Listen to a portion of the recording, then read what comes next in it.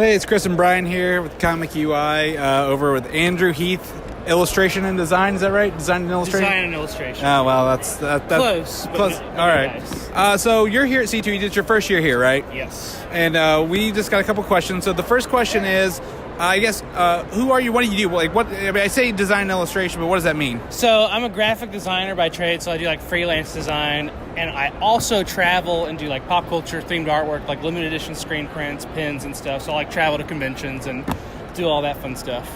Okay, so just kind of looking around here, like what determines like what your next subject is going to be? You have a lot of pop culture things, so like how do you like? Oh, I'm watching this show and I want to do something, or just pop springs in your head. Sometimes it works that way, but here I'll show you. I know it's audio, so you can't see. So usually what I'll do is I'll make a list of like everything that I'm into or stuff that I haven't done yet that I'm into, and then I'll draw like little sketches for them. So like these are kind of just like idea placeholders. So really it starts with a bulleted list of everything that I'm into, and I'm like, all I do is just go through the list and like, all right, Star Wars, and I think for a second, think of a killer idea, I do some research, see what else is out there, make sure I'm not doing something that someone else has done, because I like to have stuff that's like pretty unique.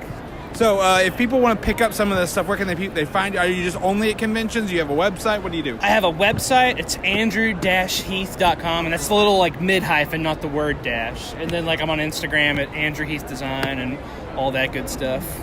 So I guess another question is, like where, I guess, how do you pick your next project? You have pins, you have a card game, you have stuff, posters. How do you pick which medium you're going to do next? I don't know. Usually, like, I don't know. That's a good question. You got me stumped there. It's just like what I'm feeling. Like I'll always have like ideas for prints and come up with new stuff. And if like maybe I'm running low on like a pin, I'll be like, all right, what's a good pin idea? And like my pins are not pop culture. They're just like funny things. And yeah, if I can just come up with a good idea, like, it's a good one. Yeah. Okay, all right. Yeah. So do you have any new stuff in the pipeline that like maybe just topics you can share, since you can't really show anything? But I'm working on a whole new batch of prints. As I just showed you, like I got like 16 ideas, and I mean, hopefully, like with my stuff, they're all limited. So usually once something runs out, I'll have another one ready in the pipeline. Always working on prints.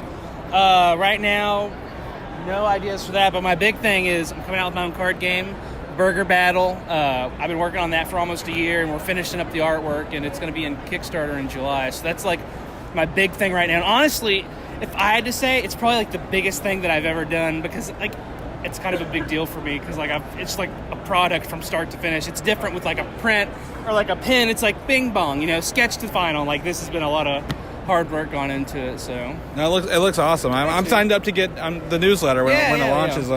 So you have a very unique design. What is like maybe spoken to you to create that design, that look? Because it's very minimalistic, but it's very like. How do you describe that, or where did it come from? Like I said, I'm a graphic designer. Like I went to school for it, and like I love it. It's something that I'll just go online and like I'll look at it because it interests me. And I'm really big into like retro design, like old 60s, 70s, like packaging and stuff.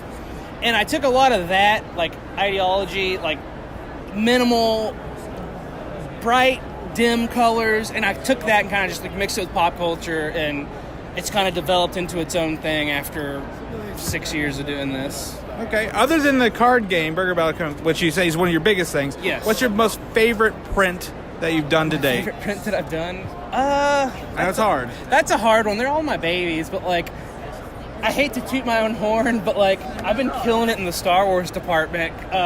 That one, it's Hoth from Empire Strikes Back, and the one I had before that was the X-Wing going towards the Death Star, and I think those are some of the sharpest prints that I've made, like quality-wise. Like when I finished it, I was like, oh man, like that's really good, and I feel like it really has pushed me like to a next level. So those would probably be my in the top for sure. Yeah, so Star Wars. I have favorites for different reasons. Like I like this one turned out exactly how I wanted. I like the colors for this one. Yeah. It's really hard to choose. So all yours, I think, are they limited print runs, yeah, right? They're all limited edition, so once they're gone, they're gone. How do you determine how many you're going to print for that design? So at the beginning, when I first started, I had a batch of 30. So like when I switched to the screen prints from the digital, and I was like, all right, all these are going to be editions of 250.